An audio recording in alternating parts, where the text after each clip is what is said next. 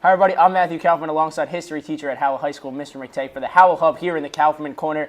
Mr. McTague, why become a teacher? Teaching is a strange profession. I like to say to my kids, I didn't really choose teaching, teaching chose me. You know, I was one of the teachers that very young in my life, I experienced the calling of, hey, I want to be a teacher. So somewhere around third grade, I wanted to become a teacher. I blame my third grade teacher for letting me grade papers. It was a lot of fun to grade the papers. It was a lot of fun to draw that big giant C on the paper and say, great job, everybody. And from there, I was hooked.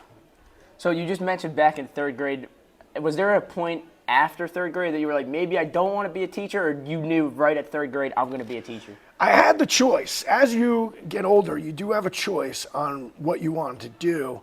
My family pressured me a little bit to go into the manufacturing portion of our economy. I was supposed to work in a factory on a loading dock doing shipping and supplying, and I had a great opportunity, a high salary. I had an offer on the table, and I chose not to do it. Because financial security when you're 22 years old is really appealing, but I had to adhere to what I really wanted to do. So what type of preparation goes into, because I know every teacher is different, what type of preparation goes in for you to be a history teacher? On a daily basis, you got to be a morning person, and you have to be able to get a lot of work done in the morning. So daily preparation for a lesson is something I would love to have, because daily preparation usually involves 4 lessons. So you have to get ready for 4 lessons, 4 different types of classes, all full of 30 kids. And I teach 3 different subjects, so I could be preparing for 3 different subjects. Getting ready for that is giving thoughtful assignments that are going to measure whether or not they're learning the assignments I'm teaching or the subject I'm teaching. And also coming up with a flavor for the classes that is hopefully unique and engaging. So a lot of preparation goes into that. I generally wake up at about 3:45, and I walk in here around 7:10. So between those hours, I'm usually doing something for school. So what is the reason that you chose history? Good question. I did, and this is going to sound goofy and made up. We had to pick in college after our freshman year. You had to pick elementary or secondary education, so I picked secondary education. And then we had to specify a subject. So it was going to be science or history. I was going to be a science teacher. Shout out to Mr. Fritchie up there, Mr. Mahan, and I was going to be a history teacher, because a history teacher in high school really influenced me. This guy named Frank Cajun. He was a very good teacher. He taught the way I kind of do today. Try to actively yell, scream, be up in the game a little bit. So he was a good model for that, and I had a science teacher that also influenced me. So I flipped a coin. I actually flipped a coin at the end of my freshman year of college to see which one I was going to go into. Because I knew in my heart, subjects are great, but you're working with kids. So where would I want to work with kids? High school, and then what I teach really didn't matter at that point. Now it does. Now, how do you think, being in one of your history classes, I feel like you connect with all the students in so many different ways. Do you just have that built up? Do you try and do that in the beginning of the year to build those relationships? How does that kind of work for you? No one believes me, but I was a quiet kid. I was content in a class in high school to just kind of drift into the background. After going to college and challenging myself educationally, public speaking, all that stuff, I swore to always reach that kid. And it's priority educationally for me, each class, to try to get to talk to as many people as I can during a class. Right? And yes, you have to do some teaching. Of course, there's some lecturing and stuff like that. But I think it's important as a high school teacher to also engage on that non-academic level, to say, hey, how's your day going? Or what'd you have for lunch today? Or nice drips.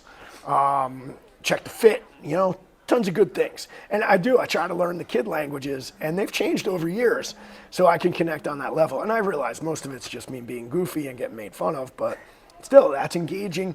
And hopefully that feeds into creating an environment that is relaxed, where people can question, and overall where people can feel safe.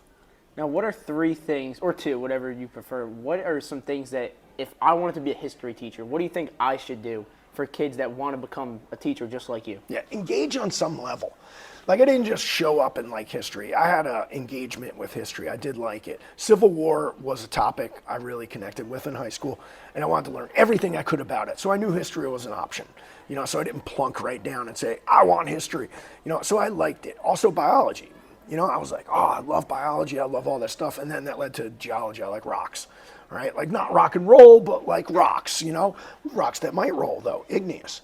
So have a connection on some level educationally because your subject is important in high school. Have that connection and then feed it. Start reading, get engaged, talk to people, go to discussion groups, anything dorky you can do to get more knowledge about that subject. Do it. Volunteer for it. Sign up for it. Awesome. Now, what is, maybe if you weren't in the career you're in now, That's easy. what would you do? Let me stop you on that one. I would be a farmer. No farmers, no food is a great motto. I don't know if I'd be good at it, but I always question whether or not I missed something by growing up in suburban Bricktown. Should I be on a farm? I feel there would be something there for me, for Alan McTague, to live on a farm. Farmer McTague sounds a little bit appealing. Quiet mornings. I wake up early anyway.